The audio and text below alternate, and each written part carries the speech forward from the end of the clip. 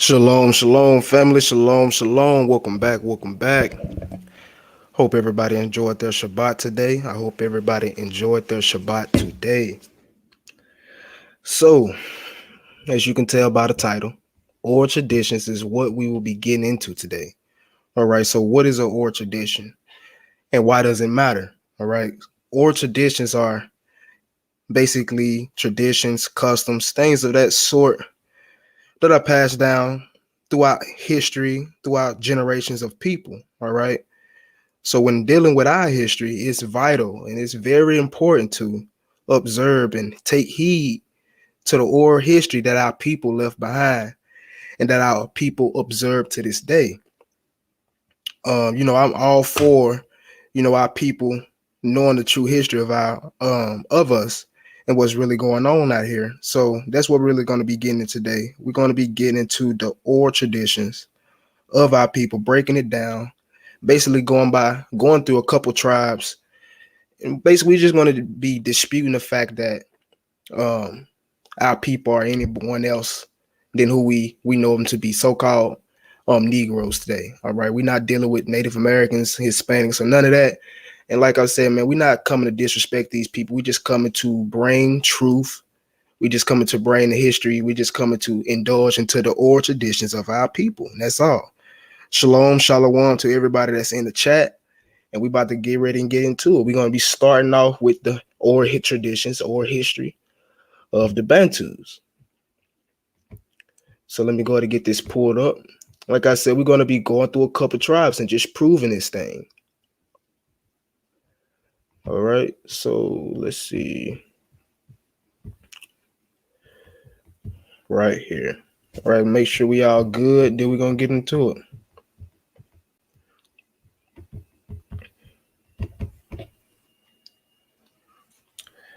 Let me take this off.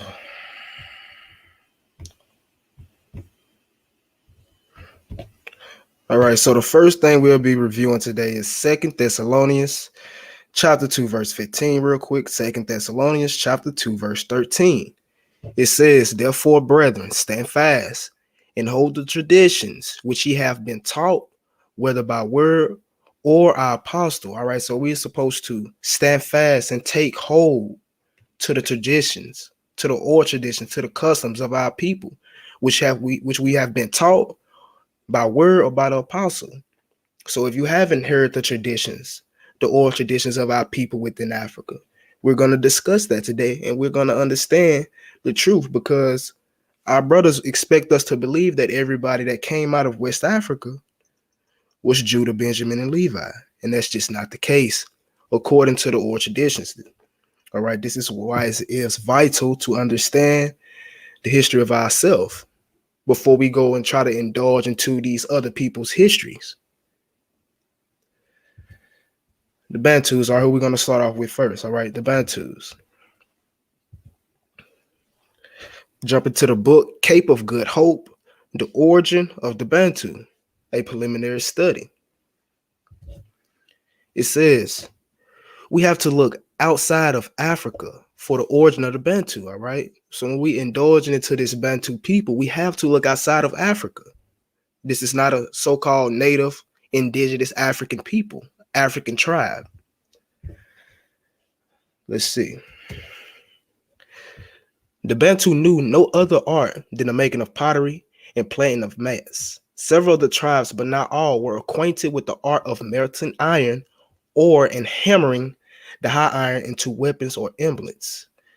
It may be that in some of the tribes which arrived in Africa at a later period were acquainted with the art of weaving a rough cloth, but the evidence upon this point is not quite conceiving or convincing. It goes on to say the itinerary will thus find little scope for his science in Africa, south of Egypt and Libya. Still less does the historian. Everything before 115 or 1500 AD is practically an absolute blank as far as the history of the Bantu is concerned. All right, so before 1500 AD, they have a hard understanding, or they barely know the history of the Bantu.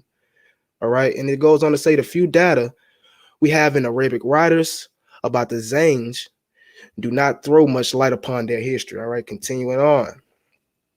Philology must be therefore be our guide, and in case like the present, it is perhaps our surest guide under the circumstances. There have been conditions under which a race has lost its original language and has adopted the language of another race as its own. All right. So again, there has been conditions under which a race has lost its original language and has adopted the language of another race. It goes on to say, so the French, originally a Tontic race, have adopted a Roman language or Romance language in South Africa. The Berg Damaras, a pure Bantu race, speak Hottentot, the language of their conquerors. All right, so the Bantus down in South Africa, some of them speak the language of the tribes they conquered. On the west coast of Central Africa, there are tribes which speak probably originally pure Bantu, but which now speak a Negro dialect, as the converse case has been found too. All right, so that's just pointing out when these tribes migrated in, some of them are pretty sure to have lost their original language or started speaking others. Goes on to say, in Africa, the Bantus became not the slaves of the indigenous races, but their conquerors. All right, and even when we looking into Eldad the Danite's work, he mentions that when the Northern Kingdom came into Africa, they was conquering other tribes. They was at war with the Ethiopians. They was at war with these East African tribes and conquering them, taking their wives, etc. That's in Eldad the Danite's work. So let me read this again. In Africa, the Bantus became not the slaves of the indigenous races, but their conquerors. And that is evident from an early date, but notwithstanding the fact that the Bantu language did absorb some part of the vocabulary languages. It goes on to say, in some southern Bantu dialects, we meet the cliques of the Hottentots who, though not indigenous to Africa, evidently reached the continent long before the Bantu did. That's talking about these Hottentots. But furthermore, it goes on to say, in East Africa, along the coast, there is a strong Semitic element, principally due to the Arabian influence, so they say. In Moshona, there is another Semitic influence, which is, however, of far older origin, and must, without slightest doubt, be referred to as Assyrian. All right, so we see an Assyrian dialect within these people's language. So it was proposed that, it says right here, that the fact that the Bantu languages are two distinct groups of words, one which is far more archaic than the other, entitles us to come to the conclusion that the Bantus, or that there have been two Bantu invasions into Africa. All right, so this author is saying that there was two Bantu invasions into Africa. The first one, or the first invasion of Africa, comments from some part in or near Hindustan. All right, that's near India. Right, so that's very interesting. They saying that one of the Bantu invasions into Africa was from a place near Hindustan or in India. Do we have history of Israelites in India?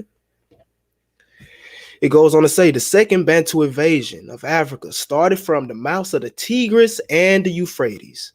It probably took place about the year 680 BC. So that's very important, because we know the 10 tribes went back across the river Euphrates around this same time period. Right? And it says they went back across the Euphrates, second Esdras. It's this something to throw in your head. We continue to dig, though. It goes on to say, there is, as every Bantu scholar knows, a very strong Semitic element in several of the Bantu languages, and a pure strong Semitic physical element which cannot be of purely Arabic origin. It is very noticeable in some of the Bantu tribes living in the neighborhood of the River Niger in West Africa. Right. So what I'm really doing right now, I forgot to mention this, but what I'm doing right now is just bringing out a couple references to the Bantu. Then I'm gonna indulge into certain tribes and their oral traditions and how they all say they come from Israel. And then we're going to move on to other tribes such as your Mandy, your Igbo, your Khan, just showing the oral traditions and killing Chem doctrine, basically. You know what I'm saying? Killing this doctrine that only Judah, Levi, and Benjamin was taken from West Africa or was in Africa. And that these other Northern Kingdom tribes is these other people over here in the Americas. We don't agree with that, and we're going to show you why.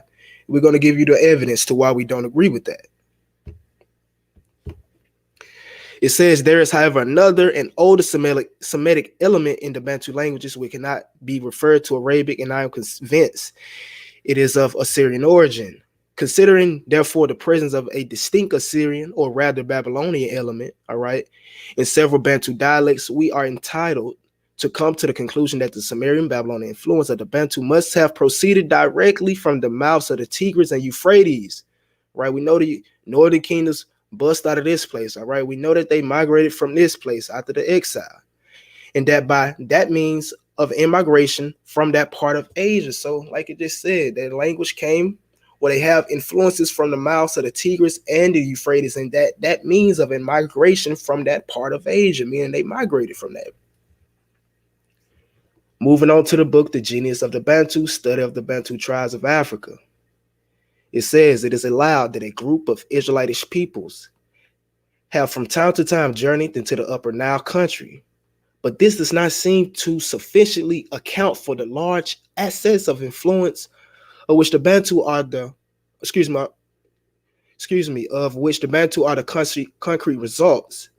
It goes on to say that the contention has been made that the extremist element of the Bantu was derived from the tribes of Israel, which were first carried away to Babylon, as related in the scripture, and afterwards, in whole or in part, migrated through Egypt into Equatorial Africa, through mingling with native tribes upon whom they imposed much of their own religion and customs, gave rise to the people known as the Bantu. It goes on to say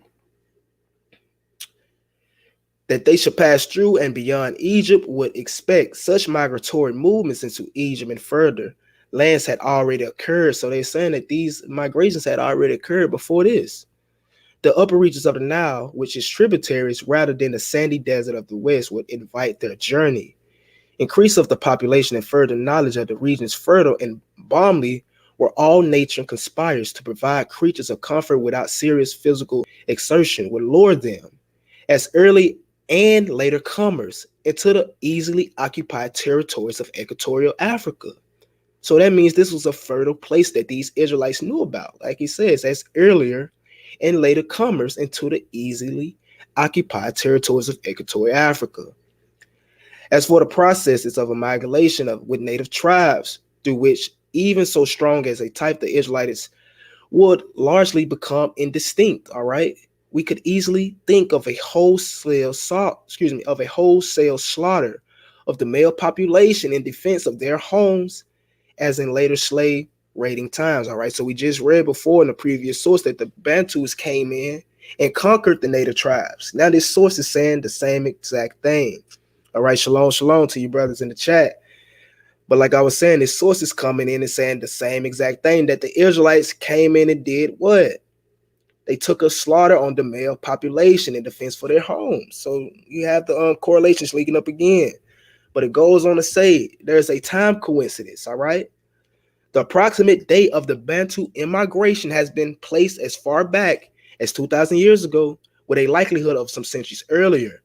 This authority bases his conclusion on linguistic data. The Israelites' exodus from Mesopotamian regions must have occurred about the same time suggested, as far as we have any means of judging. So the Israelite migration from Mesopotamia occurred at the same time as the Bantu migration. Family, I just brought out the source, right, showing that the Bantus migrated from the Tigris and Euphrates. Now, this source is telling us that the Israelites migrated from the same place at the same time as the Bantus did. It's because the Bantus are the Israelites. It goes on to say recognition of the existence of an authority of one God, the creator, originally the Bantu, as the Hebrews were monotheistics. It also goes on to say the rite of circumcision.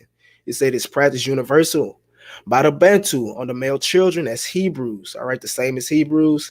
It goes on to say customs of taking the wife of the deceased brother as well. We can see this throughout the book of Leviticus and Numbers. All right, continuing on. So, starting at the top, the Bantu peoples had so far degenerated when found by modern Europeans that they had no written speech, and but very little it is found in the way of the picture of writing. Yet the Zulu Kafir language, to which we may refer as a representative Bantu tongue, is in both form and content just such as type of speech as we would expect to be developed from the ancient Hebrew, all right? By people constantly degenerating under the influences attending wholesale miscegenation, all right? In this view, the framework of the language was derived from their father's language, the Hebrew. All right, so the Bantu's language was derived from their father's language, the Hebrew, while the word feeling vocabulary was mostly derived or was mostly largely from the mother's language, which was of the Negro stock. Again, the Bantu's language came from their father's language, which is the Hebrew. The Bantus are Hebrew. So continuing on, we should see other tribes being listed, such as, or Bantu clades or subgroups, basically. So turning to the Black Jews in Africa and Americas, we see that it says that the Baluba, who are of undoubtedly Semitic origin. Let me start over. It says, one writer noted northward lives one of the greatest tribes of Central Africa, all right, the Baluba, who are of undoubted Semitic origin, all right. The name Baluba means the lost tribe. And their language and customs have many Hebrew affinities. Their name for an idea of God, with their word for water and people, and many other words and ideas show their Semitic strain, all right.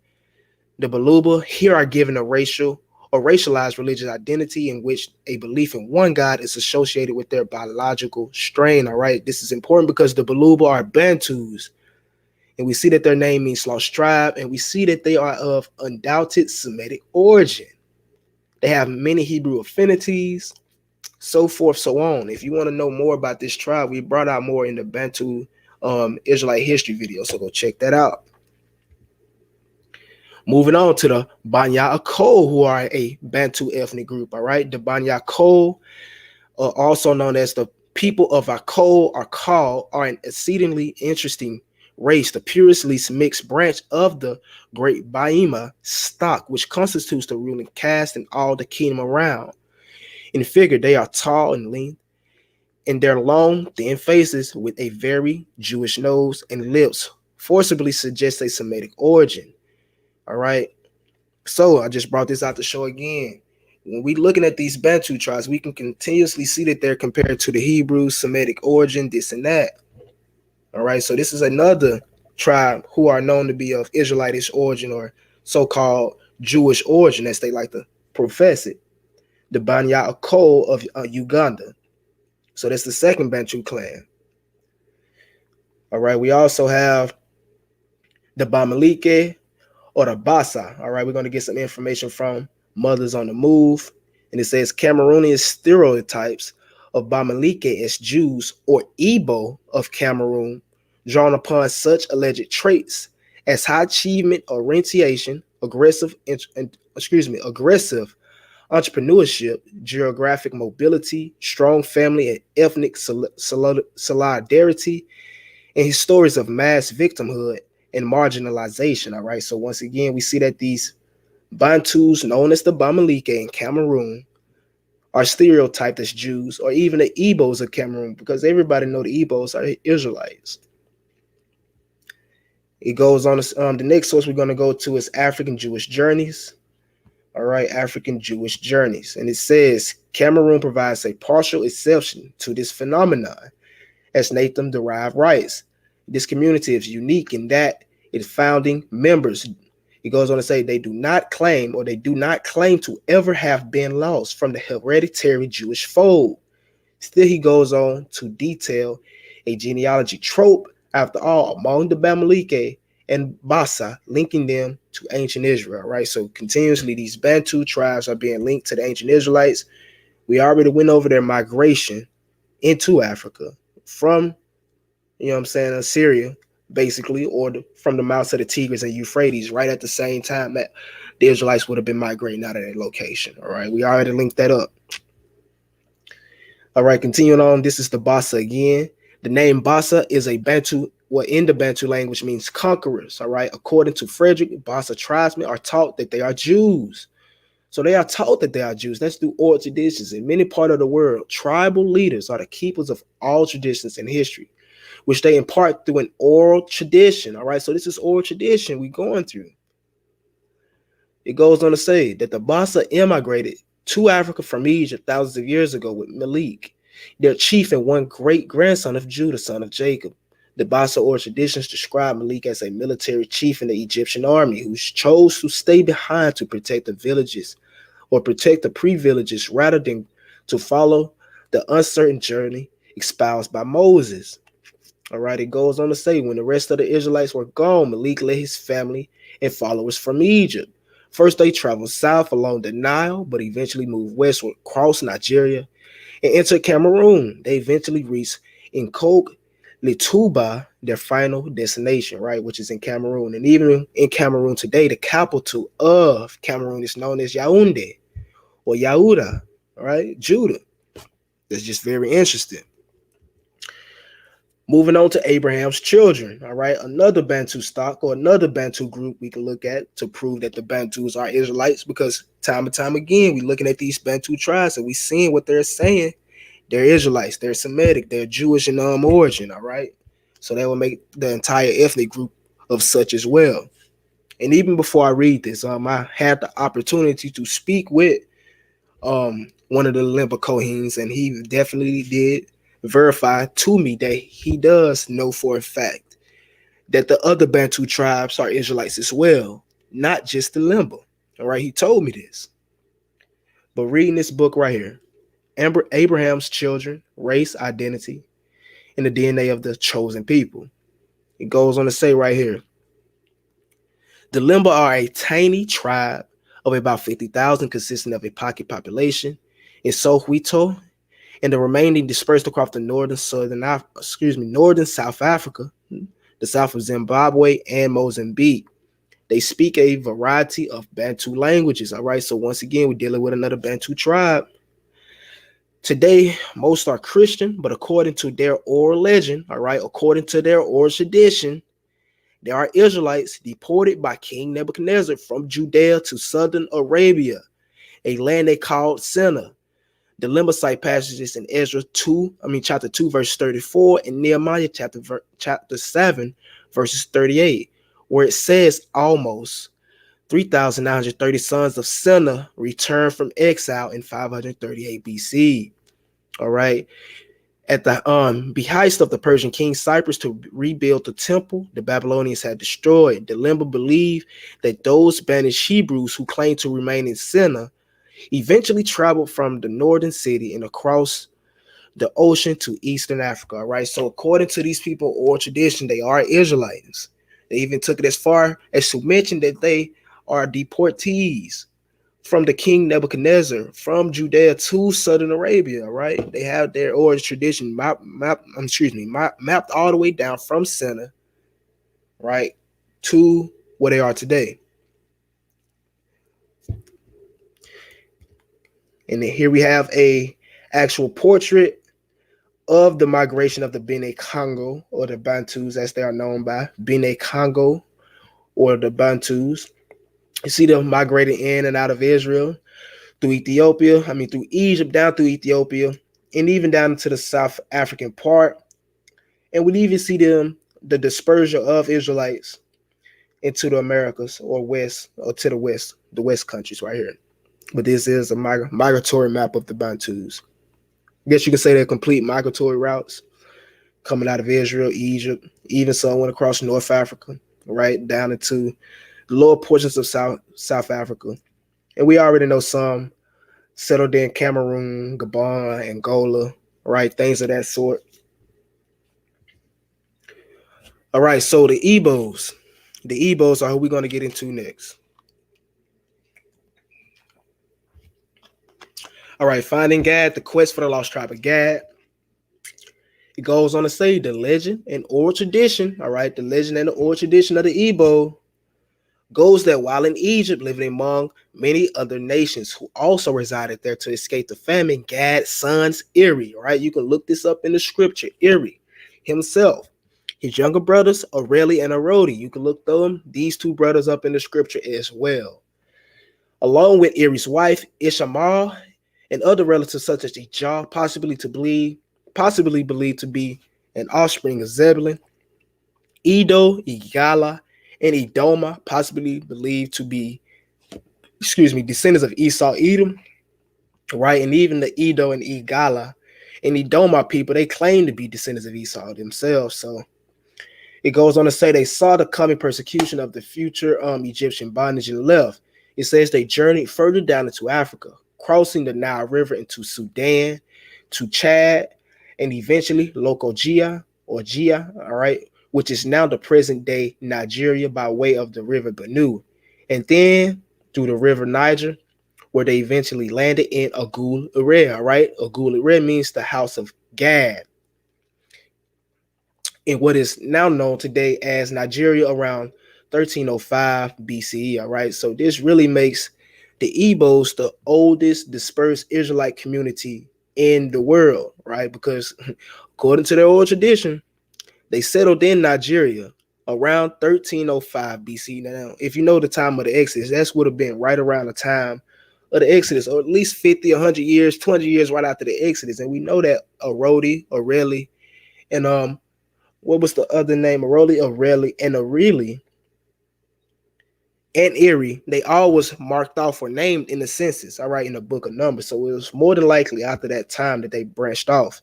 But we know this is facts because we have archaeological evidence to prove that their oral tradition is facts. Because if you look in the book of Exodus, chapter 39, our ancestor Jacob, he was given an onyx stone to Gad, all right? That onyx stone that was given to Gad was found in Nigeria, all right? The onyx stone from Jacob given to Gad was given to Erie, and it was found in Nigeria, all right? Continuing on, Igbo history, Hebrew exiles of Erie, all right? So that was just one of the oral traditions of the Igbos, branching off from the Exodus, right? Here's another one. It says an estimate number of 400,000 Hebrews left Israel after King Salmanaser V of Assyria defeated Israel and drove away the inhabitants after rendering the entire land desolate. It says, and they arrived in apparent safe territory in Nigeria about 638 BC.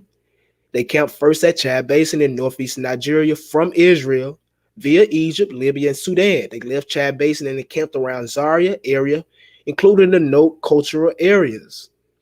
Some left Zaria/no culture areas to Benue Plateau and encamped at Igala and Edom or Edoma, all right, Edom or Edoma. It says something very interesting right here. It says it was obvious at this stage that the Hebrews were heading towards the eastern regions in the areas where their compatriots, Erie, and his descendants had settled for over 2,000 years, all right? So they was coming, right, and heading and settling in the eastern regions, such as Nigeria, right? What Erie, their compatriots, Erie and his descendants had already settled for 2,000 years. Like I said, man, the Igbos are the oldest Israelite community in the world. But the camp brothers tell you they Judah. Finding Gad, the quest for the lost tribe of Gad. It says the Igbo Jews are said to have migrated from Syrian, Portuguese, and Libyan Israelites into West Africa. The Syrian Jewish migrant tribes Dan, Naphtali, Gad, and Asher resettled in Nigeria, where they became known as Sambantan Jews. But the camp brothers just tell us they Judah. In 1484 and 1667, Judeans and Zebulons from Portugal and Libya respectively joined the Sambantan Jews of Nigeria.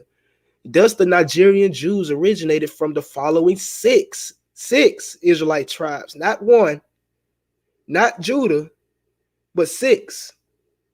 This is according to oral traditions. This isn't according to camp doctrine. This isn't according to William. This is not according to Will, son of Yah. This is according to oral traditions that they descend from Judah, Dan, Naphtali, Gad, and Asher. All right. As we have discussed earlier, there appears to be a pre-Exodus Exodus excurring to Nigeria by Gad's son Erie. All right, Gad's son Erie was the first Israelite to touch Nigeria, with more coming later. There is evidence to suggest that there was a second wave of Hebrews and Gadites to Nigeria after the destruction of the first temple to join their first Gadites of Eri and Arodi and Areli that were already there. Again, this means that during the first century prior to the destruction of the temple in 70 AD, it was generally known where the 10 tribes taken into the Assyrian captivity were. All right, it says it was generally known where the 10 tribes taken into the Assyrian captivity were. They weren't coming over here to America. They was going into Africa. They knew where they were. And we're going to prove this. So it was reasonable to believe that the Gadites in Jerusalem and surrounding areas knew where their Gadite brothers were in Africa and stayed in contact with them and decided to join their brothers after the destruction of the temple. All right. Come on now.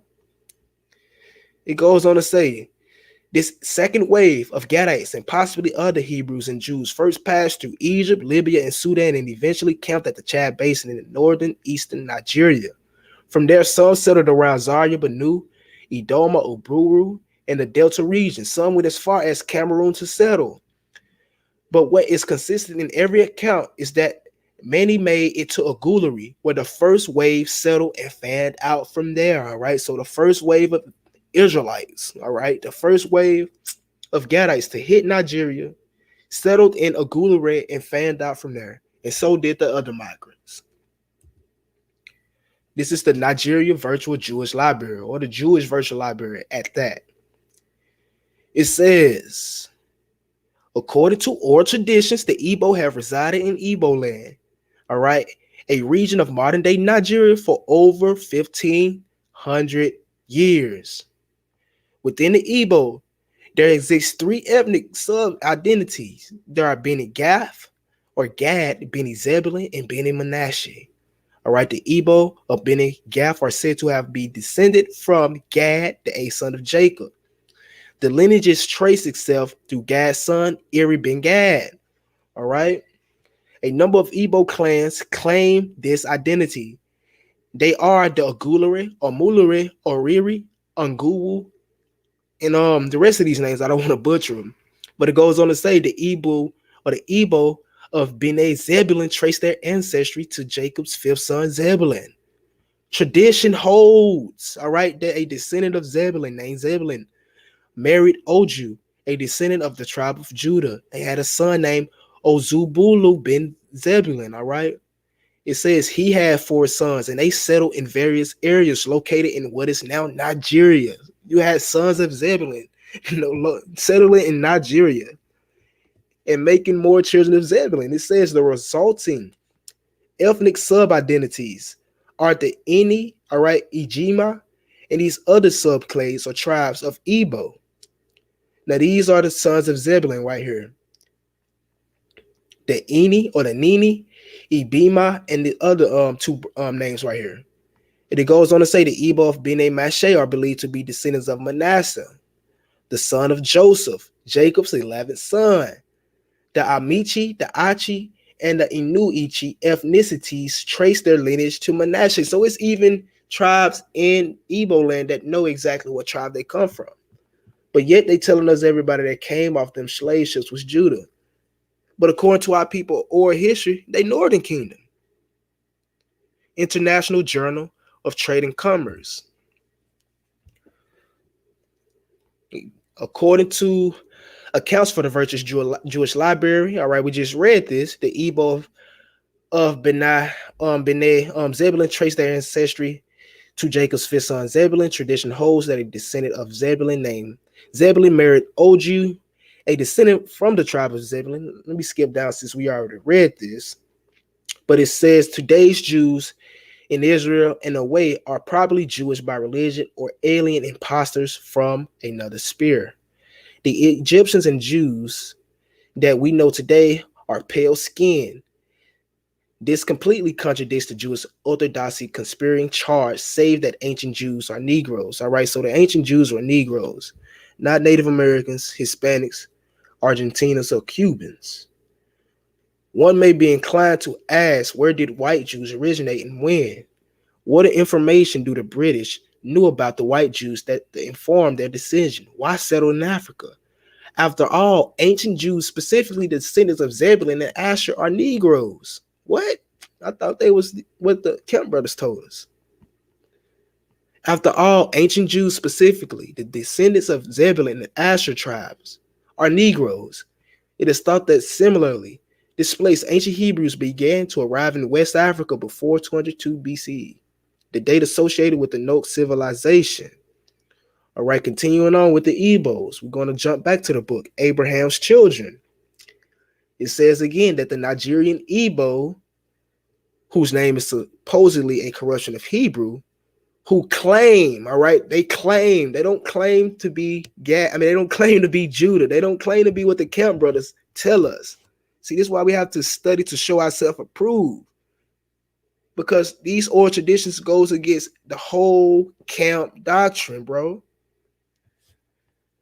The Nigerian Igbo who claim descent from various tribes, Ephraim, Manasseh, Levi, Zebulun, and Gad, practice circumcision, are loath to submit to the authority of the ruling class, and are known for their businesses, acquainted men, and technical powers. All right, so again, they claim to be from the tribes of Ephraim, Manasseh, Zebulun, Gad. All right, not Judah. We are called the tribe of Gad because the first person to enter here among all the tribes is God himself.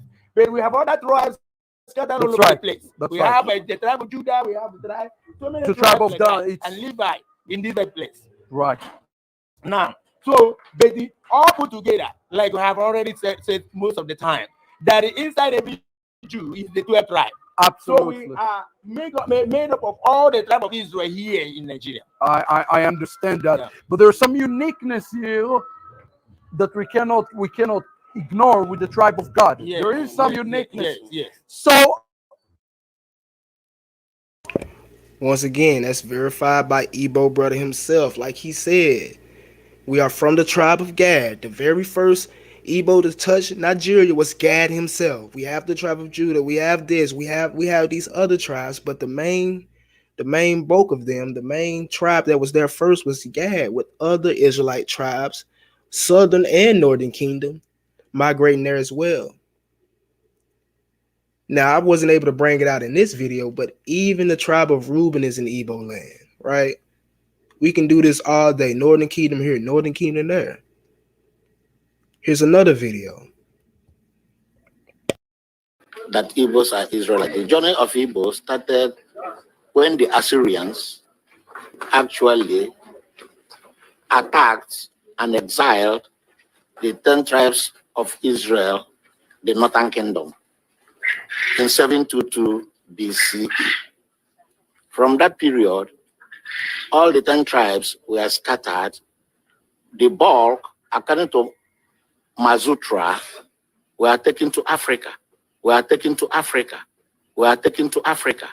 So in Igbo land, you will see most of these lost. So like he said, these tribes went into Africa. These Northern Kingdom tribes went into Africa. But let's continue to verify that through oral traditions. Now we're about to deal with the Efik/Ibibio real quick. Article coming from African Jewry. The Nag, Efik, and Aran and Ibibio people of Akwa Ibom and Cross River states of Nigeria have had ancient religious practices that strongly resemble some of the Jewish Torah. These include the tradition or their traditional sacrifice of animals by presiding male on each village or a group of villages for purification, especially during times of sickness, all right? According to Nair in 1975, in early history of Nigeria, the Efik people were often referred to as Efik Ibrutu. Ibrutu being a term that came into being a result of a corruption of the word Hebrew, all right? Utu being one of the early settlements of the Efik people in the coastline or the coastal southeastern Nigeria. Hence, the Efik, Ibibio, and Nag people were known in early history as being Hebrews who settled in Utu. All right, Efik, Ibibio, and Nag people were known in early history as being Hebrews who settled in Utu. They are believed to be members of the northern kingdom of Israel who left before the Babylonian captivity. All right. They are believed to be members of the northern kingdom of Israel. All right. That's oral tradition. That's what they tell us. Even on their government website, they say we are descendants of the northern kingdom of Israel who left before the Babylonian captivity and migrated to the Efik, Khan, Ibibio, Anag land of Nigeria from Egypt via Ethiopia, Sudan, and Cameroon. All right. Continuing on to the Igbo and their Niger Delta neighbors. It says the Efik are related to the Ibibio, Anag, Ikik, Aran, and Ikon. It says they claim that their ancestors were Egyptian Jews who migrated from Egypt through Ethiopia to Sudan, all right, and from Sudan to Nigeria and Ghana via Cameroon. All right, notice down here it says collectively, all right, these settlements were called Old Calabar. And I skipped all this because it's just naming all these locations that they moved to and settled in and basically named. But notice it says collectively these settlements were called Old Calabar. So the Efik, the Nag, the BBO, these people, they are known as the Calabar people or the people of Old Calabar. That is important for when we read this next source right here. West African peoples or West African countries and peoples, all right? It says right here, the 10 tribes of Israel, after they were left to follow the dictates of their own mind and during the commotion of destructive warfare which ensued to escape utter extermination, migrated according to the usages of the time in vast numbers into various countries, but principally into northern Africa. All right, they migrated into northern Africa as it presented the safest and easiest route. Why would they migrate anywhere else? If they have had their family migrating in and out of Africa for thousands of years, why would they migrate anywhere else? Once settled, every commotion and intestine war had the most powerful effect of indulging these bands to shift their abode still further and so lose all connection with the other branch of the tribe. As hundreds of years pass on and generation after generation roll away, they lose a great many of their habits and customs, becoming more mingulated with the populations with which they associated. But when Mohammedanism overspread northern Africa, destroying by fire and by sword those of another religion, the Israelite descendants or the inhabitants occupying the central portion of Africa passed forward seeking shelter to the south and west, in part namely those from the east central crossing the Bantu and Yoruba branch of the Niger, descending gradually southward and becoming intermingled with the original inhabitants, protected from incursion on the north by the Bantu River, and quietly settled between the Great River Niger or the Great Niger and Old Calabar rivers. All right, this is why I said, remember what, matter of fact, let me just go back. This is why I said, remember this right here. Collectively, these settlements were called Old Calabar because these were these Jews settled at. And this literally just told us that the 10 tribes came and settled between the Great Niger River and the Old Calabar rivers. They remained in peace and grew from one generation to another in idolatry. All right, that shouldn't be surprising. We see this throughout scripture. Even when they was in the land, they was in idolatry. That's why they got kicked out the land. But still leaving tangible proofs in the form of their religion, of their Judaistic origin of the inhabitants. All right. Next, we dealing with the Khan family. All right. Next, we dealing with the Khan family. We finna go through all these oral traditions. All right. So just a quick Google search, quick Google Wikipedia search.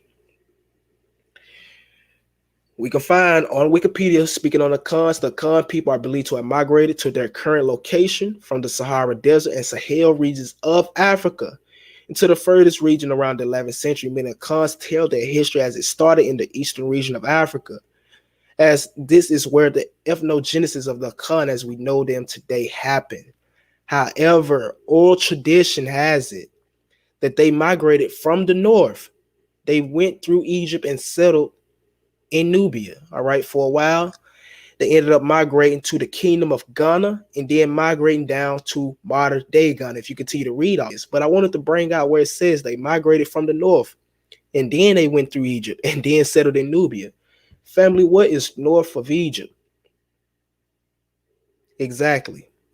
So they migrated from Israel, then they went through Egypt, and then they settled in Nubia for a while before branching off and going west across the Sahara into the kingdom of Ghana. And then when that was sacked by Berbers and the Islamic religion, they migrated down to the Gold Coast and formed the country of Ghana. All right, Black Jews in Africa and the Americas, real quick. It says he claimed to have found many traces of Hebrew in the Ashanti language and of the Israelite custom in the culture of the Ashanti. He took the name Ashanti to mean the sons of Ashan, T meaning sons of Ashan, or sons of, and connected Ashan with a city that was one of the cities of the tribe of Judah. He found countless parallels between the religious culture of the Ashanti and the Hebrew Bible, including the use of the spirit mediums, the name for which the Ashanti recall the Hebrew term of both. He perceived Hebraic vestiges in the Ashanti religion dances or religious dances, their use of Hebrew word amen at the end of their prayers in their names and marriage customs. It says there were even specific Ashanti ritual items that reflected he thought the acquirements or acquaintements of the high priest at the temple in Jerusalem, including the mitre and the breastplate, complete with the exizna of the lost tribes of Israel. Goes on to say, Williamson reached the final conclusion that the supreme being not only of the Ashanti and allied tribes, but most probably of the whole Negro land as well, is not the God of the Christians, which at the contemporary recent date was superimposed on the various tribal beliefs by ministers of the gospel. All right, so he's saying that most probably that the God of the Negro lands was not the God of the Christians, but rather Yahweh of the Hebrews, and that too of the Hebrews of pre-exile times. All right, it goes on to say that he was hesitant about the purported connection between the Ashanti and Hebrew, as in pairs of Inyame and Yahweh, in Toro and Torah, but was not adverse to the overall thesis. The reviewer recognized that the Ashanti inland tribes had many of those Semitic traits, which the Ashanti also exhibit, but whether in addition the ruling class, which probably also influenced the Khan stocks, were Jews from Palestine. All right, it's just going over some traditions of these people. But we've been reading from the book Khan, the movement from the Khan people from Canaan to Ghana, just going over their oral traditions and that. So we know for a fact these people are Israelites. If you was watching that, if you checked out part 1 and 2, we brought out the fact that the Khan descend from, of course, Judah by way of a Khan or a Chan, some Carmi, and they also descend from Gad, the son of Jachan. All right, so Gad has a son named Jachan. They descend from him as well. And we also learned that, according to oral history, they do descend from the Levites as well. So, once again, according to oral traditions, the Khan does not descend from Judah only. They descend from Judah, Gad, and Levi. Now, if you want the more history on that specifically, go back and watch the videos, the movement of the Khan or the Khan, Canaan to Ghana. But it says right here, we're dealing with this another Akan group or Akan sub clan known as the Selfwe. All right, the Selfwe, and this is according to the Selfwe. It says there are many other examples of the internal nation of the Israelite topos. One such is the fairly recent development of the House of Israel community of Selfwe, all right, in Ghana, which has been a favorite locus for the Israelites in Africa discourse. Members of the community believe that their ancestors, the Selfwe, are descended from the lost tribes of Israel who migrated south through the Ivory Coast by way of Timbuktu, bringing with them certain Jewish rites and observances. All right, and if you, like I said, if you've watched my videos on the Khan before, we know that they came from Timbuktu and from Mali and from the Kingdom of Ghana. All right, and you will know that the Selfwe are a Khan ethnic group, or a Khan group, or a Khan tribe. All right, so when you're thinking about the Selfwe, they are a Khan. It says the House of Israel community was created in 1976 after a local Muslim, don't want to butcher his name, had a vision that convinced him that the Sefwi ancestors were Israelites, all right? And we know they are by way of the Khan. He came to this conclusion in part because of the similarities he preserved between the traditions of his own people and those of the Jews. According to the community, they traditionally and rigorously circumcise their young, observes a Saturday day of rest, refuse to eat pork.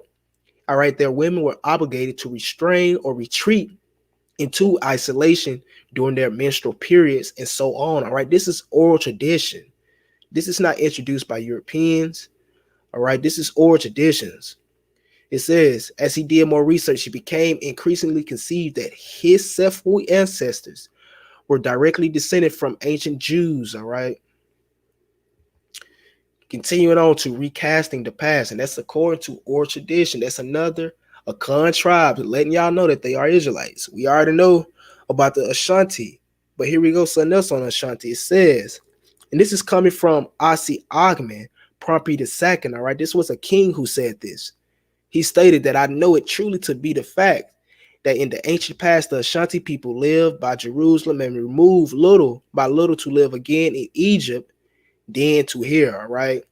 Just let y'all know that they are from Jerusalem according to their oral traditions.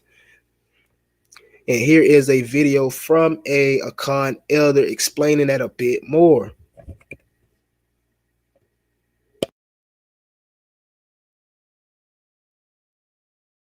These things that we are doing here.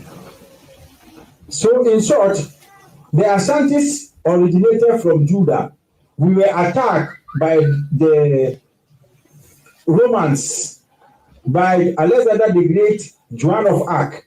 Then we came to Egypt. When we came to Egypt also, we were being attacked by these Muslims and these groups. Then we migrated to Old Ghana Empire. When we came to Old Ghana Empire, then we have Songhai Empire also. That is the present day Mali. That is where we were living before we came to now Ghana. There also we were being attacked. And when we left Egypt, we came to present day Mali with our knowledge, and the first ever university to be on earth was in Mali, Timbuktu. So, like the brother said, in short, the Khan originated from Judah. All right, that's where they migrated from, Judea. All right, but as mentioned, they do have descendants of Gad and the priestly tribe Levi amongst them. All right, so now we're about to jump to the God people real quick. All right, so now we're about to jump to the God people real quick.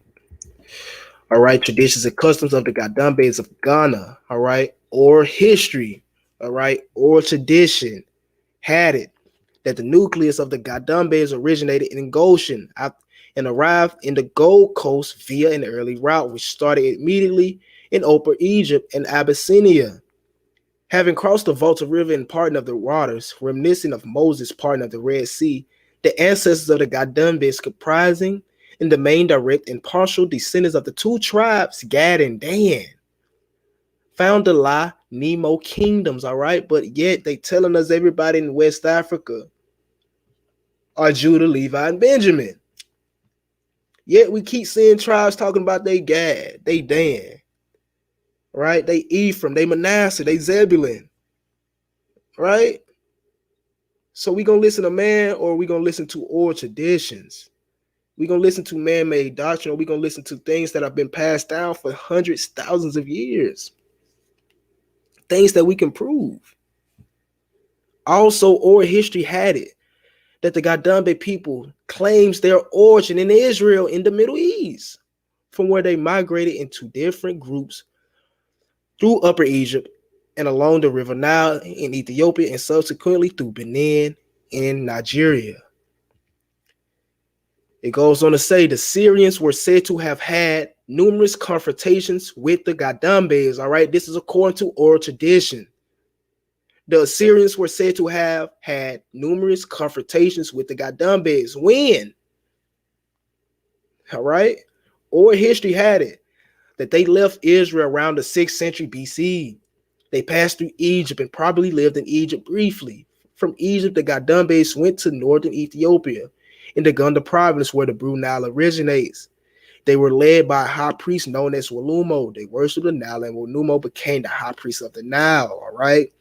It goes on to say that the Gadambes were said to have relocated from northern Ethiopia into Sudan in 640 BC, following another attack by the Syrians. All right. And this is very important because we already brought out in another video that indeed you did have Assyrians in the same region as the Gadambes, circa the same time period. All right. Around the same time period, you had Assyrians stretching from Egypt all the way down to Ethiopia in this same time period. So it's funny to me that we see again that in their oral traditions, they were attacked again while in Ethiopia. It says they became in contact with the Khans in the Sudan during their migration in 640 BCE. It was that time that the ancient Ghana Empire developed and flourished. All right, continuing on. This is just a quick map or a migratory map of the Gadambes from Israel into Accra today or into Ghana today. All right. It say Ayik Kushi left Israel for Ethiopia / Sudan. All right. His descendants moved into West Africa. All right. They led them to the coast area where they settled at Gamashe. All right. It says they have to form their core groups in Accra. All right. Here's the great immigration from Israel. And of course, you already know I'm going to bring out an elder verifying what I said.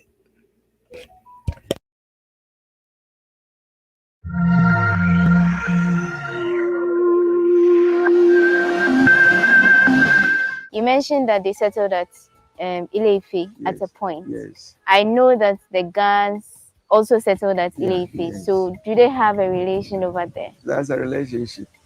In fact, Gad and Gadambe, they are the Gad family from Jacob. You know, Okay. Jacob had 12 sons. Yes. One is Gad.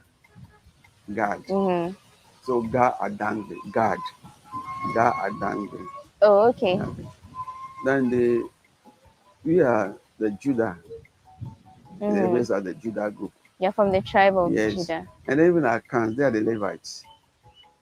Oh, okay. Yes. Well, so we all stayed in all Ghana together. Mm-hmm. And on the day of migration, they moved southwards. So they entered the forest areas of Ghana. But we went eastwards too. So like the elder said, once again, if you did not hear him, Gad Adambes, the Gad descend from Gad, all right? Not Judah, not Levi, not Benjamin, all right? Gad. And I keep repeating that because these tribes were sold into slavery into America. So how in the world are you going to say the Negroes in America are Judah, Benjamin, Levi when the people sold into the slave trade do not even come from those tribes? Once again, according to oral traditions, we are to do what 2 Thessalonians told us, chapter 2, verse 15. Next, we're going to get into the Mandy, all right? The Mandy people, all right? We're going to read from this article right here. It tells us that in the 8th century BC, the kingdom of Israel was destroyed by the Assyrians between 740 and 720. Almost the entire Jewish population was expelled and replaced by Assyrian colonialists. The 10 tribes that made up the northern kingdom then disappeared from history forever, as they say. They reappeared in legends here and there among the Khazars, converts, all right? In America, all right, European Native Americans, we're not dealing with them. And in Africa, all right, the stock of the Israelites are in Africa. It says the African hypothesis has survived until today. All right, how did it survive until today? Because it is oral traditions, and it is not a hypothesis. A few years ago, a patient of mine from the Ivory Coast, a speaker of Dan, all right, a speaker of Dan, told me that he descended from the Israelite tribe of Dan. It goes on to say, his were more than mere words. He wore a skull cap, let the fringes of his prayer shawl hang down from his jacket, and injected into every second sentence an emphatic Barak Hashem to convince me that he was what he claimed. All right. And if you want to know more about these people, all you got to do is, you feel me, look up on Wikipedia Dan people of Ivory Coast, and Wikipedia basically explains it for you. It lets you know that their language is Yakuba, right, or Jacob. They speak the language of Jacob, right, or the Israelites, right, and they have the name Dan, and they are a Mandy ethnic group, all right, and this is very important because we're going to see that other Mandy ethnic groups have the same traditions of being Israelites. That's how we know that these people or traditions are facts, because we see that they're co-patriots or their co-tribesmen have the same traditions. Might not be for the same tribe, but they all claim to be Israelites. And most of the Mandika or Mandi today are Muslims because of conversion. But jumping back to the book, Black Jews in Africa and Americas, all right, the Saniki, all right, the Soniki are a Mandi ethnic group as well, right? So once again, we're dealing with Mandi ethnic groups or tribes or clades. So thus the Saniki people who are scattered throughout and beyond the area of ancient Ghana Empire allegedly has traditions that claimed an extraneous origin for themselves, which invoked the memory of Dinga, their ancestor, who is believed to be of Middle Eastern extraction and to have come from Jerusalem or perhaps from Yemen. All right. So once again, we see that according to these people or traditions, they come from Jerusalem or the Middle East. He goes on to say, or perhaps Yemen. But it says Dinga's own direct ancestry were variously believed to be of the biblical Job, King Solomon, or even King David. It says one French colonial official, Maurice Delafosse, basing his views in part upon these tribal traditions, concluded that the Ghana Empire had been founded by a nomadic group. Who were these nomads from Northern Africa of Middle Eastern origin, and constructed the theory around a Judeo-Syrian racial origin of the Saniki. All right, remember the Saniki are Mandi. That's who we're dealing with right now, the Mandi Israelites. Going on, great empires of the past, empires of medieval West Africa. Once again, we see that the legend often begins by describing how the ancestor Dinga came from somewhere in the Middle East. Some say he stayed for a time at Jenny, an ancient city that still exists on the Niger River, north of Bamako, the capital of modern Mali. Dinga later moved to the town of Dia on the inland delta of the Niger. There he married and had two sons. They became the Soniki ancestors in other towns of the Sahel. All right, so according to legend, according to Soniki history, they are of Middle Eastern extraction. They come from the Middle East. We're going to see in more sources here in a second that they claim to be Israelites as well. We see that they have, the Mandi have the Dan tribe as well, who claim to be Israelites. So again, we just reviewing these oral traditions. And also, just to throw something in there, the ancient kingdom of Ouagadougou or Ghana was founded by these peoples. So that means it was an ancient Hebrew kingdom. The Sanuki or the Saniki were ancient Israelites who founded the kingdom of Ghana or Ouagadougou. Judaic threads in the West African, all right, Judaic threads in West African tapestry, no more forever. It tells us the continued presence of the Bani Israel in sub-Saharan Africa was subsequently documented by more recent observers of the scene. In 1941, a mission on the Bantu region, Upper Guinea, recorded information on the Jakhanki, all right, a network of early Islamicized Soniki-speaking cloth trading communities who claim descent from the Bani Israel. Come on now. It's according to oral tradition. But notice it says they are Islamized today or Islamized today, all right, because the majority of the Mandiki people, the Saniki, the Dan, they are all Muslims. But guess what? They claim descent from the Bani Israel. According to the local informants, they speak a language which few of us have begun to comprehend.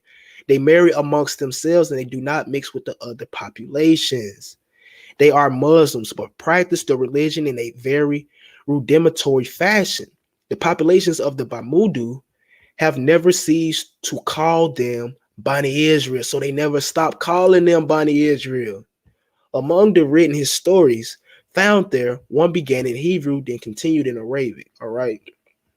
It goes on to say the blacksmiths. All right. The Malu or variants of it in both Hebrew and Arabic terminology and usage is a honorific designation, not only a political elite, but also a scholar. Moving on down here, we see that according to oral tradition, their heritage, who heritage? The Malum or the Malam. According to their oral tradition, their heritage is associated with the historical obscure magnate By-Four, right? And the By-Four themselves are a Mandy ethnic group as well. So we're dealing with a lot of Mandy right now. We're dealing with the Mandy right now. But the By-Four are a Mandy tribe, Mandy clade, or Mandy ethnic group as well. It goes on to say the Malams descended from the By-Fours. It is they who taught the autonomous Berbers ironworking. They were Jews of race. All right, so the Malams descended from the By-Four who are Mandi, or who are Mandi, or Mendi, however you want to pronounce it. All right, so the Malams descend from the Mandi. It is they who taught the anonymous or the autonomous Berbers ironworking. So they brought this ironworking into Africa, just like the Bantu did. And it says they were Jews of race. The Malams make and always have made the works of art. One calls them Yahuds because after legend, only the Jews in Mauritania were the artists, all right? They are called Yahuds. It goes on to say Senegalese tradition records early in the last century also claimed that the CB By-Four was Jews. All right, remember these By-Four are a Mandi ethnic group who we are dealing with right now, the Mandi Jews. All right, we don't brought out the Soniki, we don't brought out the Dan. Now we brought out the By-Four. All right, it says the By-Four were Jews initially forced south by the Almoravids in the 11th century and further southward by the Hassaniya in the 16th century, who settled among the Wolof populations, where they are still designated as Sibi Baro, a bar. Another set of local recorded indigenous traditions noted that the By-Four were Jews, all right, from southwest Morocco, who had descended into the Adar region with other Berber tribes and were eventually integrated into the nomadic clans, transversing in the Trezara regions in the Mauritania, right? So once again, these Mandi By-Four are known to be Jews. The Soniki are known to be Jews. The Dan are known to be Jews. Other accounts credited the By-Four with the introduction of irrigation and the construction of stone-lined wells with extensive subterranean galleries. Building techniques involving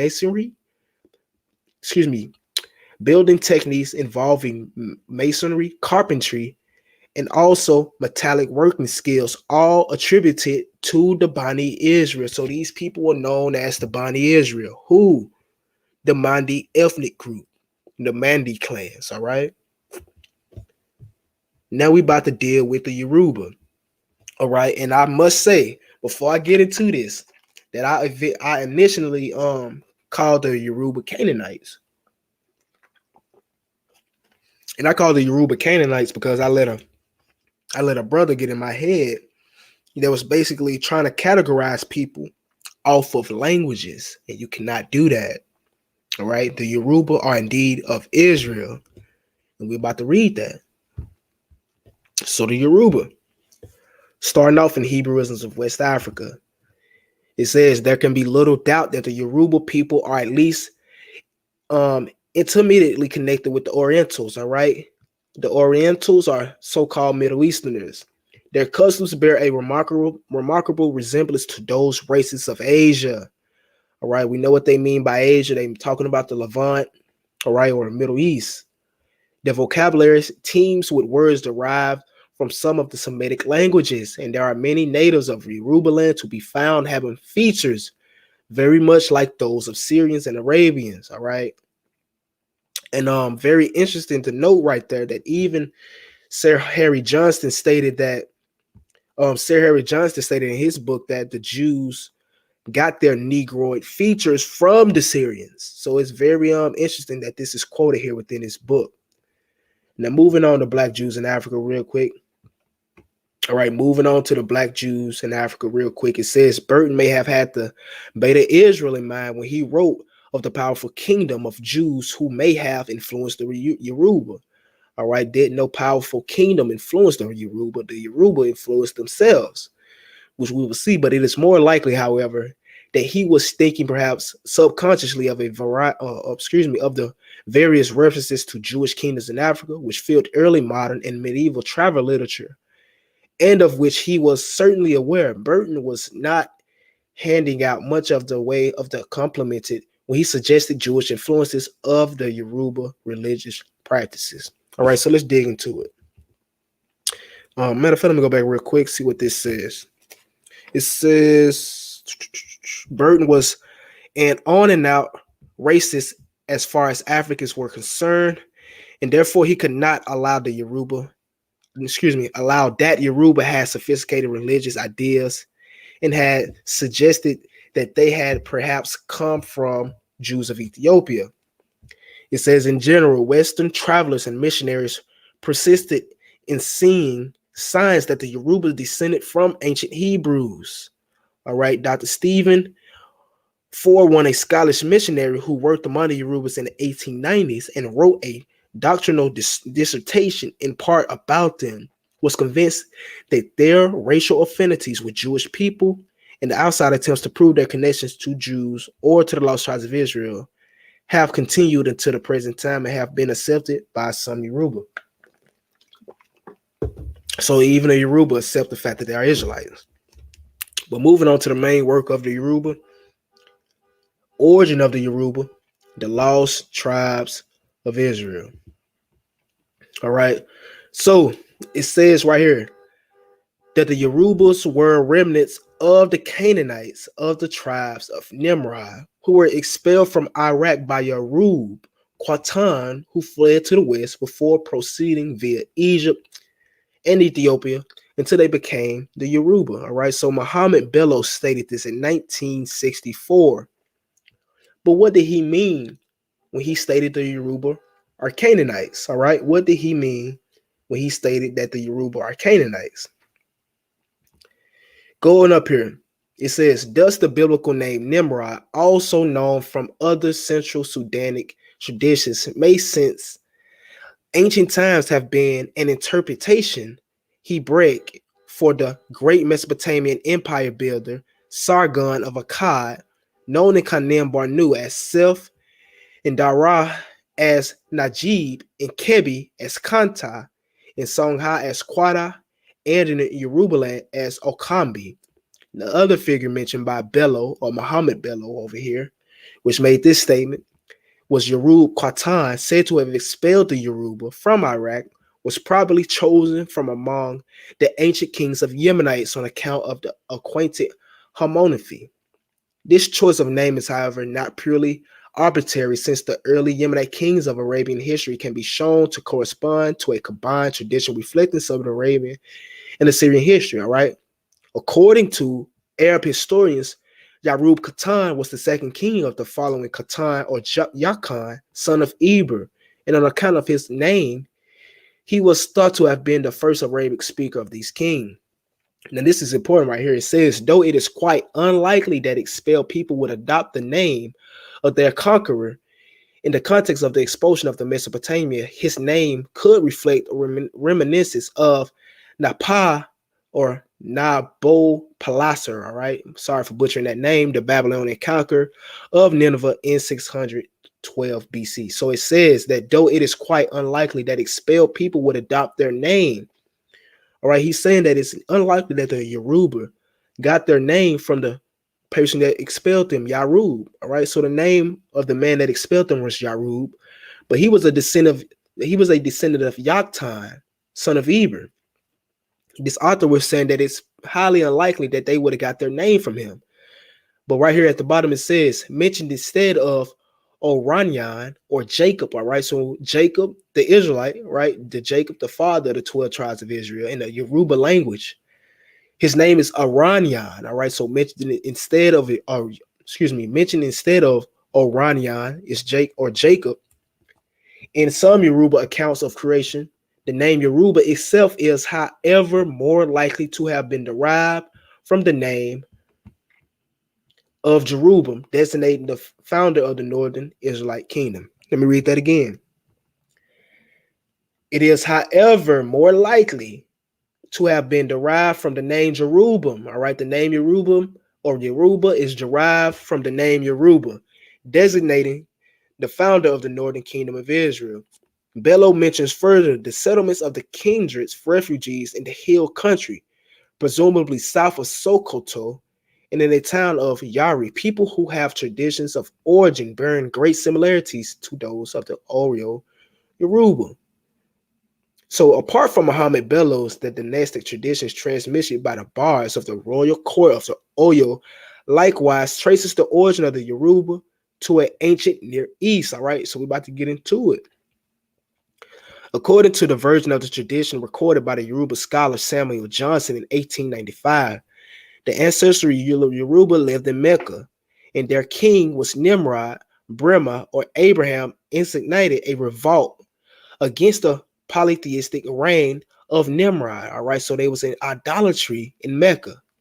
Nimrod, in the course of which Nimrod was killed. All right, Nimrod was killed. It says thereupon Odadua, the son of Nimrod, fled with his followers and idols into Africa, and left en route some kindred people, such as the Kanaru of Kanubaru and the people of the Hausa kingdoms of Gaburi, of Gabir. He settled with his people in Yoruba land, where he founded the holy city of Ile-Ife or Ile-Ife. It goes on to say, however, under the layer of the interpretive Arab story, we found some elements of authenticity, tradition. Though not necessarily in Mecca, the ancestors of the Yoruba once lived in the Near East, called by the biblical name Nimrod. All right, the ancestral king was killed in the course of a popular uprising. His son Odadudua fled with many people, some of whom settled en route to later Yoruba land. And this is not talking about Nimrod from Genesis. All right, that is definitely not talking about Nimrod from Genesis. All right, let me go over this chat real quick. All right, shalom, shalom, shalom, fam. All praises.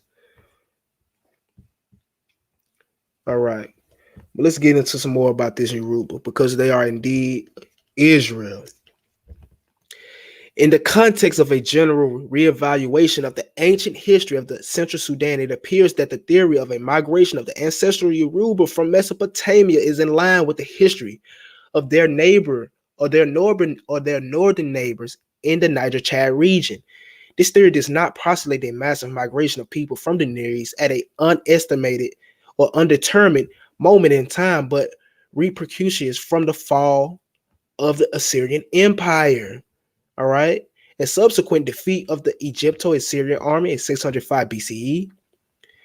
There is nothing improbable in the idea that these decisive events are reflected in the traditions of peoples whose ancestors seem to have fled in great numbers into West Africa. Some time ago, it was recognized that the early Sango section of the Oyo tradition reflects an episode in the 9th century Israelite history. Excuse me, but this analysis of a single section of the tradition found little echo. It goes on to say, the following development provides a rough overview of the entire Oyo tradition. All right, we're dealing with the Oyo Yoruba oral tradition. All right, the Oyo Yoruba oral tradition. It says it indicates the fact that the rich pre-jihad corpus of the traditional refers not to the local. All right, so it doesn't refer to that or the local tradition, but it refers to the Israelite Assyrian history. All right, and that's speaking about the Oyo tradition, is referring to the Israelite Assyrian history. It says the first section of the corpus of the Oyo traditional concerns early Israelite and Assyrian kings.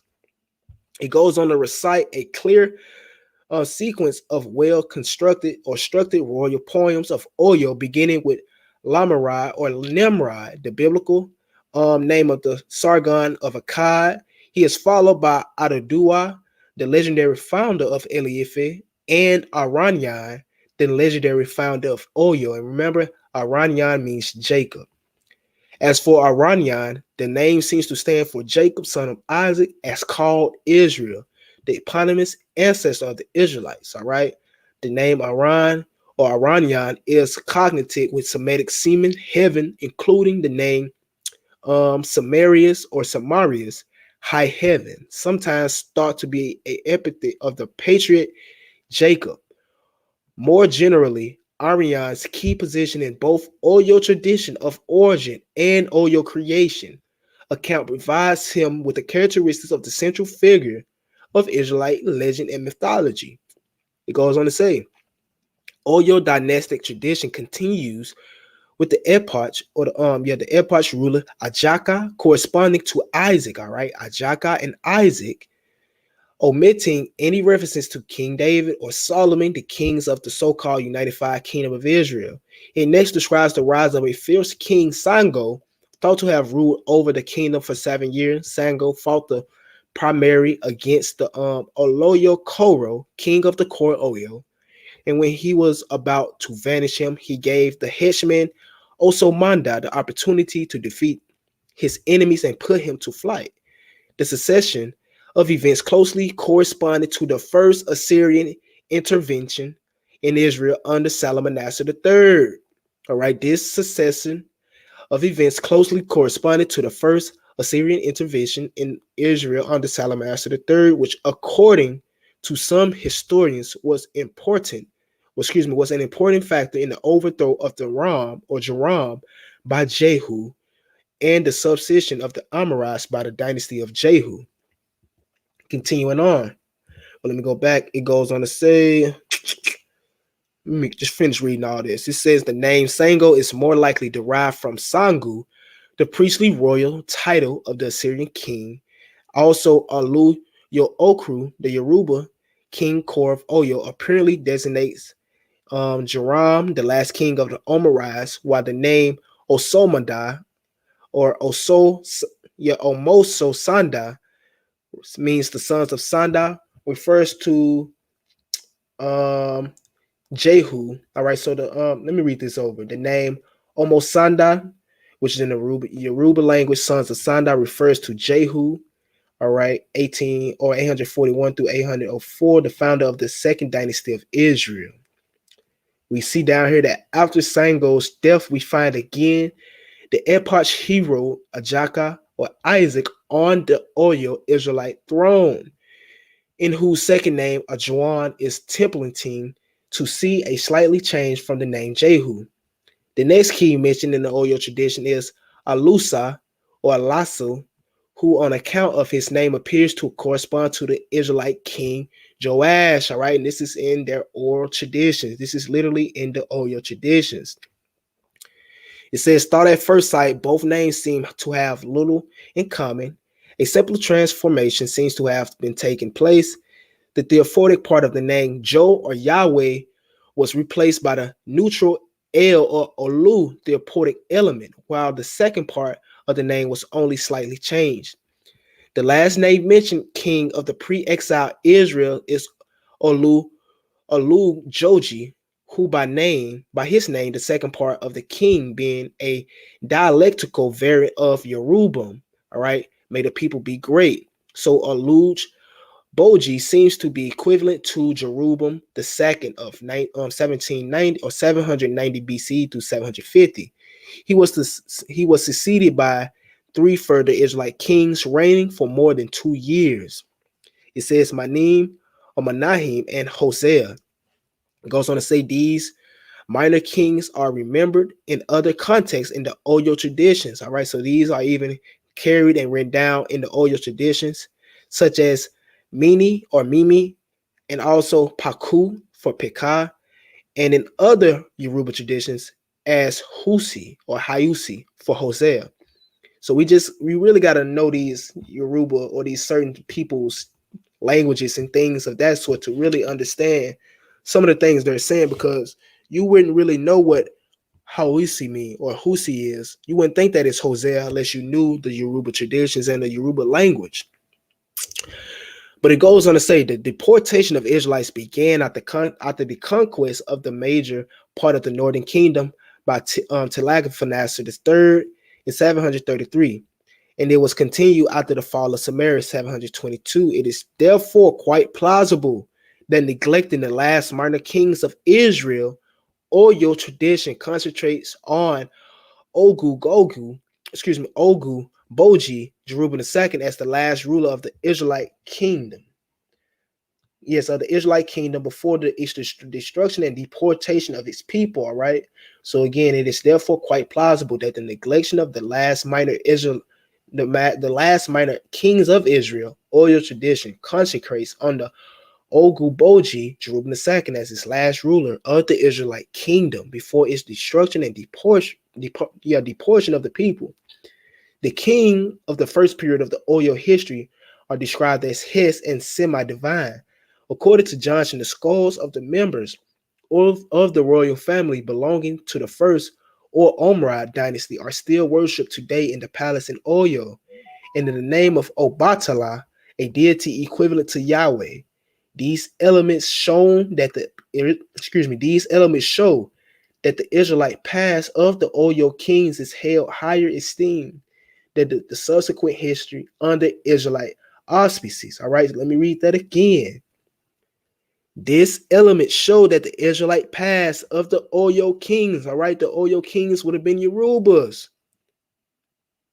This is basically letting us know the past history of the Yoruba Israelite traditions and history, all right? We see that in their Oyo traditions and history. It's going back to Israelite kings. It's going back to the Assyrian conquest. It's going back to the Syrian exile.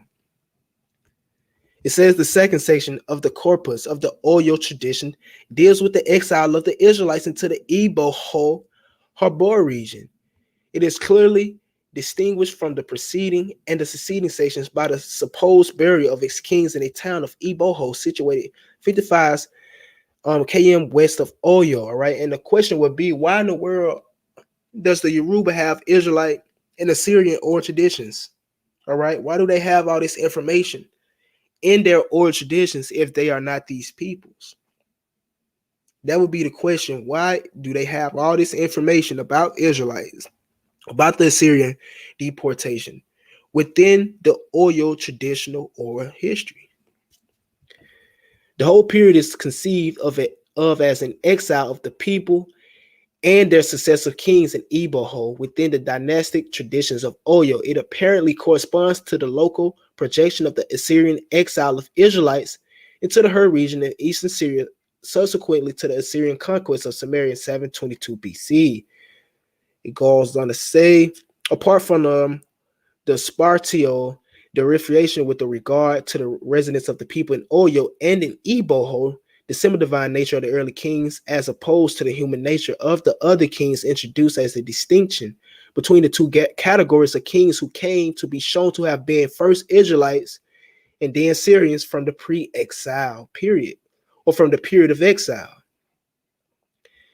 We see down here that it says, indeed, after the conquest of Samaria, Sargon II deported a great number of Israelites, perhaps the majority of the population, into exile. But where did they go? Into Africa. So after reading all this, we learned that from a comparative analysis of the Oyo dynastic oral traditions, all right, according to the Yoruba oral traditions and ancient Near East history, it appears that Israelites migrated to West Africa subsequently to the fall of the Assyrian Empire. But I thought they went to America. Didn't our brothers tell us they went to America?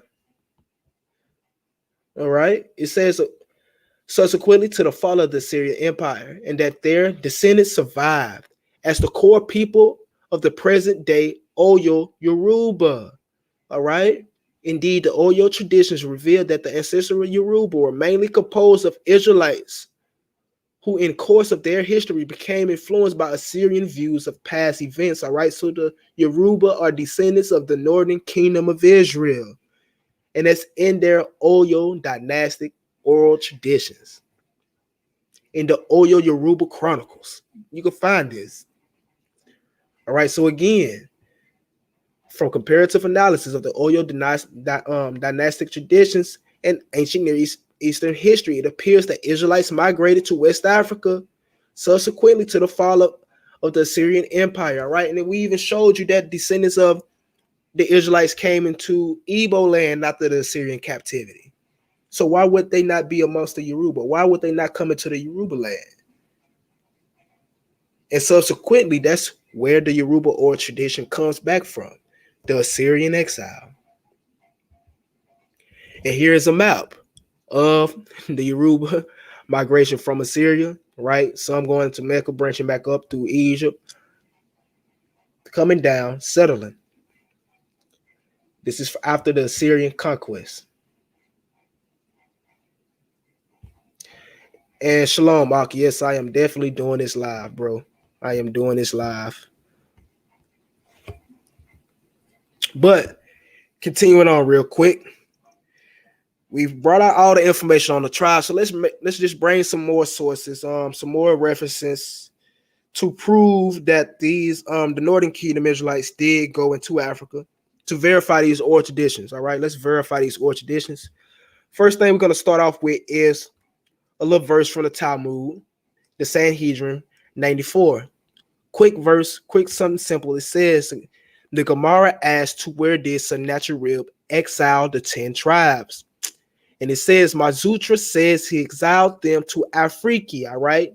Not America, not Europe, Africa is where the 10 tribes were exiled to, family.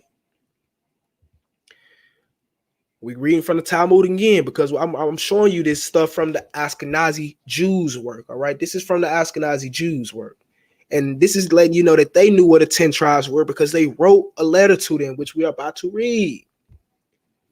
Composed in Safi 1830, a letter sent from the Ashkenazi community in Jerusalem to the lost tribes that had been hoped we were found by the missionaries sent to Yemen. They didn't find them in the Yemen. Guess where they found them at? Let's read and see. This is what the letter said. Or this is what they said. Thus send the dwellers of the land of Israel who abide by the Torah of Moses, a gift of inheritance, portions to our brothers, the children of Israel, the sons of Isaac, the sons of Abraham, who revealed the beliefs in Hashem. It says, who dwell across the river Sambointon. And remember, it says that the Igbo Jews were known as the Sambointon Jews. But the Ashkenazi is saying that the Jews dwell across the river Sambointon. Right? Also known as Sambointon, who pledge allegiance to their king, the king of Israel, who sits upon a mighty throne, who rules over the 10 tribes, whose settlements are beyond the rivers of Nubia. Didn't Zephaniah already tell us this? Didn't Zephaniah already tell us that we will be dispersed beyond the rivers of Nubia? Now we got the Ashkenazis coming in here confirming it in the Babylonian Talmud. Didn't they just say that the 10 tribes were settled in a land beyond the rivers of Nubia? When we was going over the Igbos, we saw that they was known as the Sambointon Jews. So who they talking about? It says, who according to their banners, the tribe of Dan, Naphtali, Gad, and Asher, and Issachar, who understands the movement of the celestial bodies, constantly evoked in Torah study, and the tribe of Reuben, encamped in Mount Ephraim, across then the tribe of Reuben, and Ephraim, and Manasseh, and Simeon. But they telling us all these people in America, but they in Africa. According to oral traditions, we just showed you, right, that we found Zebulun, that we found Ephraim, that we found Manasseh, that we found Dan, that we found Gad. They not in America. This is coming from Herod's website, and you literally could just search this in favor of politicizing Jewish identity. But notice what it says. It is impossible to rationally explain why the Igbos of Nigeria are not recognized as Jews when Ethiopian Beta Israel are. What does that mean? Let me demonstrate this with an example. one of my doctoral students recently completed research on the Igbo people of Nigeria, many of whom consider themselves Jews, as well as the futile attempt of a few of their representatives to be recognized as Jews by the Israeli rabbinate, which would make them eligible for a Aliyah or a return home. His study shows that it is ultimately impossible to rationally explain why the Igbos have not been recognized when in the course of the 20th century, Ethiopian tribes called Beta Israel received complete recognition of Jewish descent, all right, from one of the 10 tribes, as collectively resettlement in Israel beginning in the 1980s. All right. Now we see that the Ashkenazis wrote those letters in 1830 to the 10 tribes living beyond the rivers of Nubia. My content or my theory on who that letter was actually written to, I say it was written to the Igbos specifically, just because the Igbos are known as the Sambontan Jews today, and just because specifically in that specific verse or right here where it says that they are known as the Sambontan, right? They dwell across the river Sambontan. That's why I say that they wrote this letter specifically to the Igbos. And this is basically saying, how in the world is it possible for the Ethiopian Jews, right, to be recognized as Jewish when the Igbos haven't? That's because they've been knowing about the Igbos way longer. And as it says here, actually the study shows that British rabbis were already aware in the 1840s that there might be descendants of the 10 tribes in the Niger Delta, right? Not America. All right, they was already aware in 1840s that the 10 tribes were on the Niger Delta. All right, that was even before the process of the Jewish acceptance of Beta Israel. So before they even knew about Beta Israel, they knew about those Negro Israelites on the Niger Delta. They knew about those Niger Delta Jews. The Oxford Guide to People and Places of the Bible is what we're going to next, all right?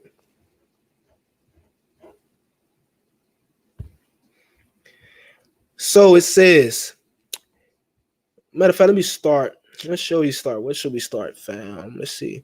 All right, we're going to start here. In a prophetic literature, after God's wrath is vindicated on the nations of the earth, God would charge their speech change their speech so all can worship God.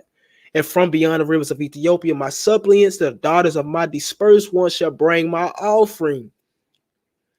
This refers to the African diaspora, to the Israelite exiles in Africa, returning with gifts of thanksgiving to God. Africa then, with its people, seen as converts, shall come to worship God in Zion, along with the dispersed Israelite exiles. Who are these dispersed Israelite exiles? The northern kingdom from Assyria. They didn't go into America. They did not go into Europe. They went into Africa and Yemen. I'm not even going to leave Yemen off because I know for a fact they went in Yemen. Me and my brother Dietrich, make sure y'all check out our live we're going to do next weekend. We're going to do a joint live next weekend. We're going to bring out the history of the Jews in Yemen and Arabia, all right? Because we can't forget about our family over there. But as it says, Zephaniah 3:10 is referring to those dispersed Israelites in Africa. Who are those dispersed Israelites? Those Israelites from Assyria. We just brought out that they was exiled to Africa, nowhere else. They was exiled to Afriki, as it pointed out. African Jewish journeys, studies in African Judaism is what we're going to next, all right? It says, experiences suggest that no invitations are forthcoming. Is there no chance that those ancient Jews have already reappeared? All right. So is it a chance that those Jews that so-called are lost have already reappeared, but have gone unrecognized? All right. All those tribes I just brought out are ancient Jews. They have been gone unrecognized. All right. This is by virtue of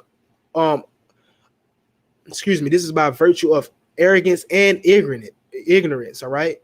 They have reappeared in the person of the Beit Israel, the Limba, as well as the Igbo, as well as the Yoruba, as well as the Ashanti, as well as the Ga, as well as the Ewe. All right, I forgot to bring something out on our Ewe family, but as well as the Bassa of Cameroon and the African Hebrews from the West, to name a few. They have all gone unrecognized based upon preconceived notions to suggest that these ancient cultures have recently discovered Judaism is a grievous affront. All right, so that is disrespectful. That is a insult to say that these tribes, right, have recently discovered Judaism when these are ancient Israelite communities, ancient dispersed Israelite communities. All right, this is what's going on here.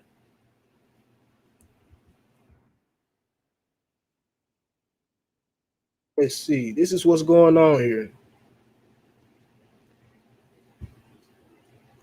And that's what that's and with that family, that's all I have concerning oral traditions as of now. Now, if there's any questions anybody have, feel free to drop them right quick before we end the live. Anybody have any questions, feel free to drop them real quick before we end the live. Now, my main point in bringing out this video today was to show you all that simple, basic research was destroy the doctrine of man that has our people in a slumber. How in the world are you telling Negroes in America they come from Judah, Levi, and Benjamin when we come from all 12 tribes? How in the world are you telling people in America the Igbo are Judah, the Khan are Judah, the Bantus are Judah, these people are Judah, these people are from the southern kingdom, when oral tradition contradicts that? We have to study to show ourselves approved. We have to prove things out the mouth of 2 or 3 witnesses. We have to do what the scripture tells us. Don't listen to what I say. Don't listen to what these camp brothers say. Don't listen to what nobody say. Go and back it up. Go and make sure it's factual.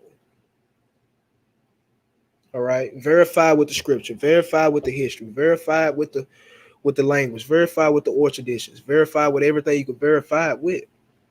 All right. Once again, this video was just to show you how easily our oral traditions, the oral traditions of our fathers, the oral traditions of our people, right, contradicts camp doctrine. And it's just that.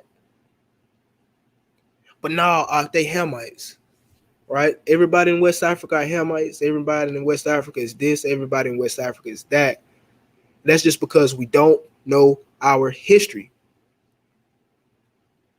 Camp brothers are not teaching you the history. Camp brothers are going over the same verses every day, right? Reading the same lessons every day, not building, not growing spiritually, not growing educationally, not growing at all. It's 2021 and we still preaching the same doctrine of the elders from 1980 that was false. We have all the resources we need to prove everything. We shouldn't be saying these people are our people, when in fact we are Northern Kingdom and Judah. We are Judah and Israel. Last video I brought out, I showed you that Judah was dispersed to the 4 corners of the earth. Majority of the Israelites in Africa are from the northern tribes. I guess they forgot that there was only 3 southern kingdoms. Like I say, family, that's all I have for you. I hope you all enjoyed this oral traditions video. Please stay in tune because either tomorrow, if not tomorrow, it will be next Shabbat. I will be bringing out a detailed video of Israelite history in America. Word of mouth from my ancestors. You know what I'm saying? Not nobody else, just word of mouth from the ancestors, letting you know what they were saying when they was enslaved, letting you know who they prayed to, let you know what they called themselves. We didn't call ourselves Native American Indians. We didn't call ourselves none of this foolishness we have going on today. If y'all haven't realized, I deal with academia and scholarship. You know what I'm saying? But the scripture outlines everything first, of course. It's either source up or shut up. Source up or shut up. According to our oral traditions, we see that majority of us are Northern Kingdom. And just to throw this out here and make them camp brothers mad, the oldest Israelite community in Africa was founded by Northern Kingdom Israelites. Those are known as your Igbos today. With that, I say shalom. Share the video. Thank you for tuning in. Thumb up the video, share the live. All right. And again, if I'm not on tomorrow for a video for you all, I'll see you all next Shabbat. And again, me and the brother Lion Farm will be doing a joint live going into the Jews of Arabia and Yemen next Sunday. All right. So, Todah for tuning in. Much love. Shalom.